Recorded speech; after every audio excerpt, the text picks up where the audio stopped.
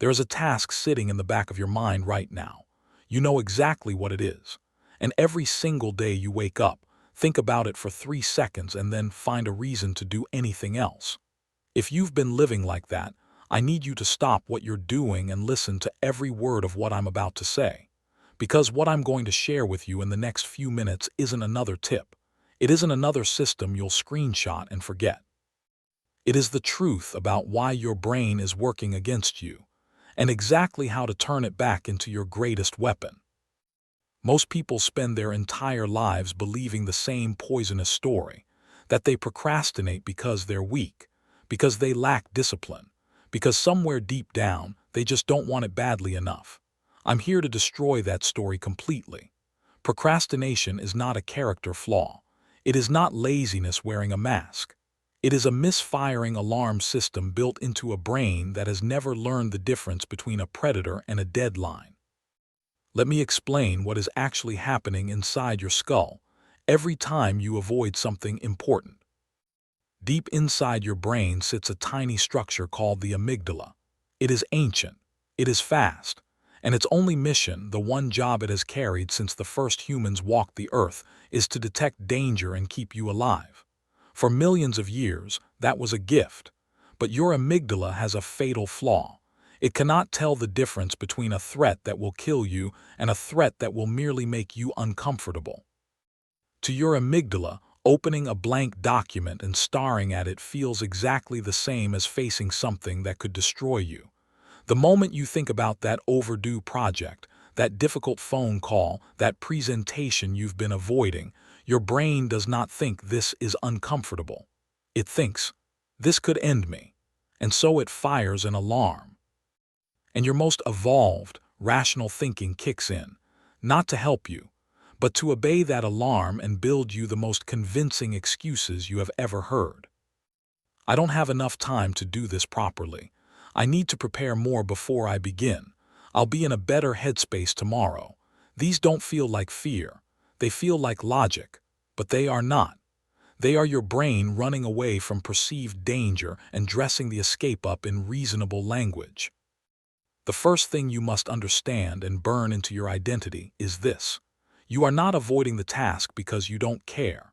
You are avoiding it because a primitive, irrational part of your mind has decided that failing, being judged, or discovering your own limits is more dangerous than doing nothing at all. Your brain is not broken. It is just protecting you from the wrong things. Now let's talk about the real fuel system behind all of this. Dopamine. You've heard the word 1,000 times, always paired with words like pleasure and reward. But that framing is dangerously incomplete, and misunderstanding it is exactly why most people fail to fix their procrastination. Dopamine is not about pleasure. Dopamine is about drive. It is the neurological engine that makes you pursue something, not just enjoy it. And inside your brain, there are two completely different dopamine systems pulling you in opposite directions at all times. The first system produces sharp, explosive bursts of motivation. It fires when you get a notification, when you click on something unexpected, when you scroll and find something that grabs your attention. This system is brilliant at hijacking your focus because it promises a reward immediately. No waiting required. No discomfort. Just instant stimulation. The second system is different. It produces a slow, steady current of motivation, the kind that allows a scientist to spend 12 hours on a single problem, the kind that lets a writer finish a book, the kind that keeps you locked on a goal long after the initial excitement is gone. This system is quieter, harder to activate, and in the modern world it is constantly being drowned out. Every notification you answer, every short video you watch, every time you pick up your phone just to fill a moment of silence, you are feeding the first system and starving the second. Your brain begins to restructure itself around instant reward. And then when you sit down to do something that matters, something that doesn't reward you in the first 60 seconds, the engine simply won't start. This is not weakness. This is a brain that has been accidentally trained to be unproductive. If this is landing for you right now, If you're starting to see your own patterns in what I'm describing, hit subscribe and stay with me. This channel is built for people who are done explaining away why they're not where they want to be. Here is your first practical instruction. Think about the task you are avoiding. I want you to ask yourself, not what the task is, but what the fear underneath it is. Are you afraid that you'll start and the work won't be good enough? Afraid of discovering that your abilities don't match the image you've built of yourself? Afraid of finishing something and having other people judge it? Or afraid of starting and never being able to stop? Because if you open that door, you're committing to something you don't know how to carry. Whatever it is, write it down. By hand, not typed. When you physically write a fear, you force it out of the abstract fog where it lives and into the concrete world where it can be examined. Unnamed fears feel massive, infinite, inescapable, but a fear that has been captured in words is just a sentence on paper. It is something you can look at, argue with, and eventually defeat. The shadow on the wall looks like a monster, but when you turn on the light, it is just a coat on a chair. Now I want to teach you something most people will never understand. You are currently afraid of the wrong thing. You are afraid of the discomfort that comes with starting. But you are not afraid of the enormous, irreversible cost of never starting at all. So let me ask you to do something uncomfortable right now. Imagine that 6 months pass. You still haven't done the thing. What has it cost you? What conversation did you never have? What opportunity quietly closed its doors? What version of yourself quietly stopped believing in you? Now imagine 3 years. Same pattern, same avoidance, same excuses, just wearing different clothes. Where are you? Who are you? What have you silently surrendered?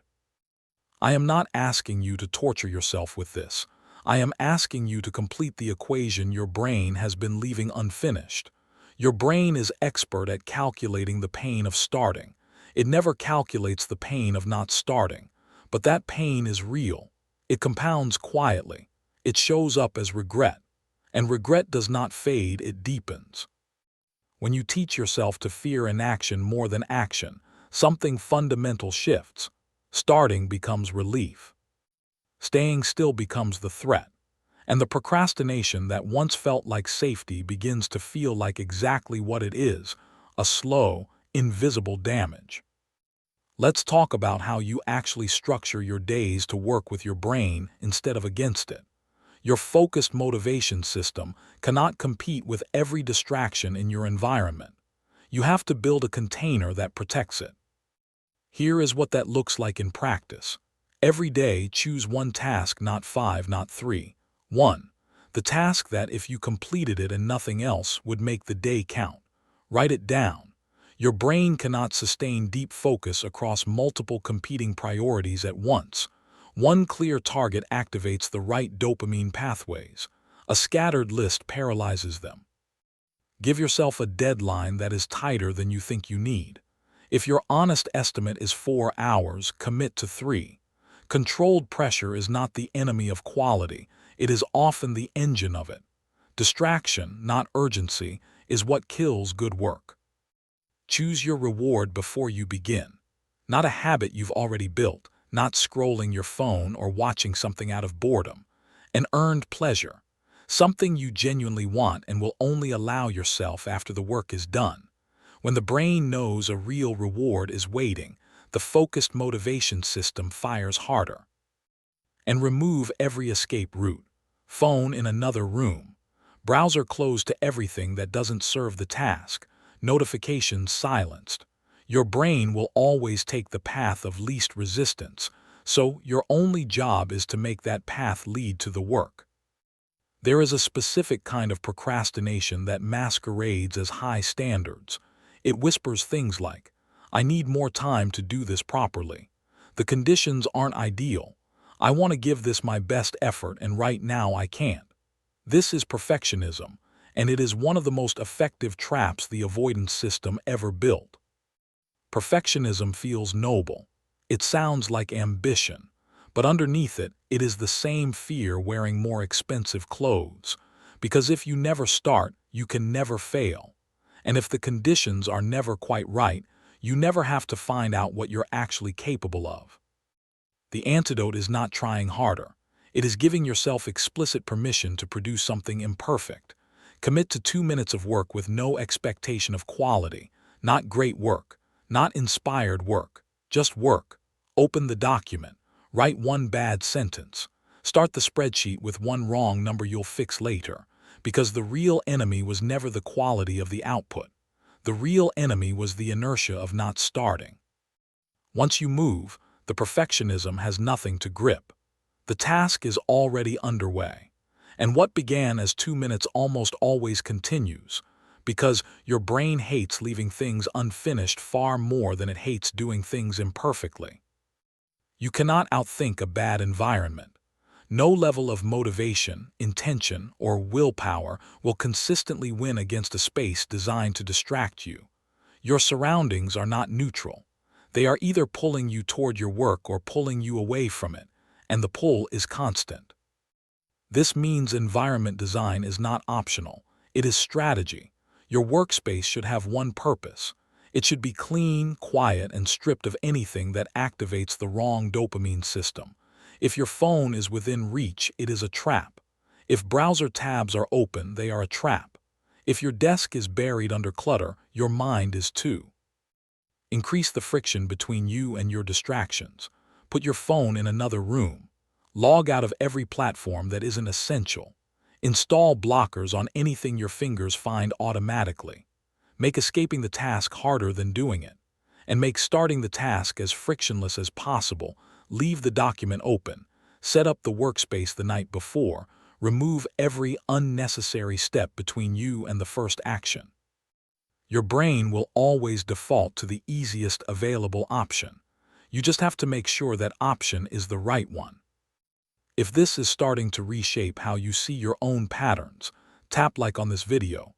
It helps more people who are fighting the same battle find their way here. Here is a form of procrastination that is almost never recognized for what it is. You don't start because you don't actually know what starting means.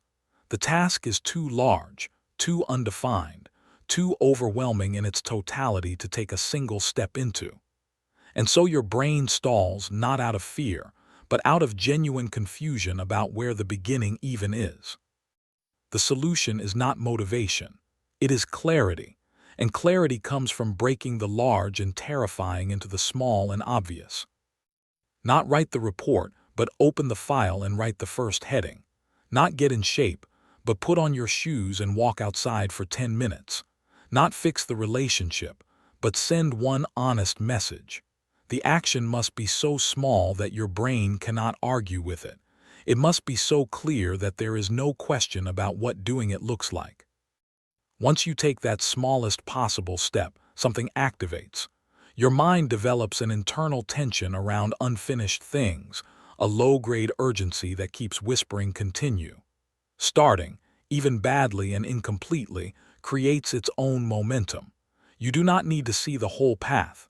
You just need to take the first step and trust that the next one will become visible. Every technique in this video becomes useless if you are chronically exhausted. Your brain does not perform equal work under all conditions.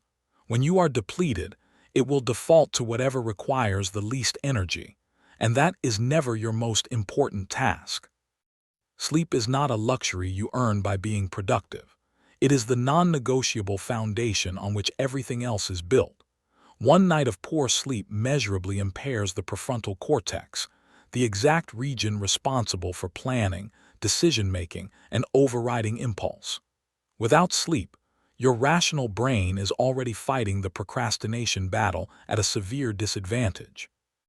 Movement matters too, not because it burns energy, but because it generates it. Exercise increases blood flow to the brain, sharpens focus, and triggers neurochemical changes that make focused work significantly easier. Even 20 minutes of movement before a demanding task can restructure the entire session. And perhaps most overlooked, know when your brain actually works. Not when you think you should work, not when society tells you to work, but when your focus, energy, and cognitive sharpness are at their natural peak, For some people, that is early morning. For others, it is late evening. That window is finite and precious. Use it for the work that matters most. Use everything else for everything else. Vague intention is the breeding ground of procrastination. "I'll do it one day" is not a plan. It is a wish dressed up in the language of a plan, and wishes do not survive contact with distraction. Commitment is different. Commitment has weight. It has consequences. When you write a task down, sign it, and place it somewhere visible, something shifts. When you tell another person what you intend to do, and when the stakes become real. When you build in a genuine cost for not following through, your brain stops treating the decision as optional. You are not outsmarting yourself with tricks. You are restructuring the environment of accountability so that following through becomes the easier path. The identity you carry is built by the small commitments you keep, not the large ones you announce. Every time you do what you said you would do, even when you didn't feel like it, you become a different person. The kind of person whose word means something, starting with yourself. All of this, the neuroscience, the systems, the environment design, the clarity, the commitment, it ultimately points to a single truth. Overcoming procrastination is not about finding the right technique. It is about deciding who you are. The warriors who shaped history did not wait to feel ready. They did not wait for inspiration. They did not negotiate with their fear or ask it nicely to step aside. They acted, because action was not a choice they made in the moment. It was a reflection of an identity they had already committed to. You do not have to become a different person to start. You start, and the starting is what makes you a different person. Every time you choose the uncomfortable action over the comfortable escape, you are casting a vote for the version of yourself who does not quit. And those votes accumulate. The weight shifts. What once felt like battle begins to feel like nature. The task is still waiting. It has always been waiting. And somewhere underneath the avoidance, underneath the noise, underneath the story you've told yourself about why you're not ready, you already know exactly what to do. The only question is whether today is the day you stop waiting for permission. Walk with purpose, act with courage. The path begins right now.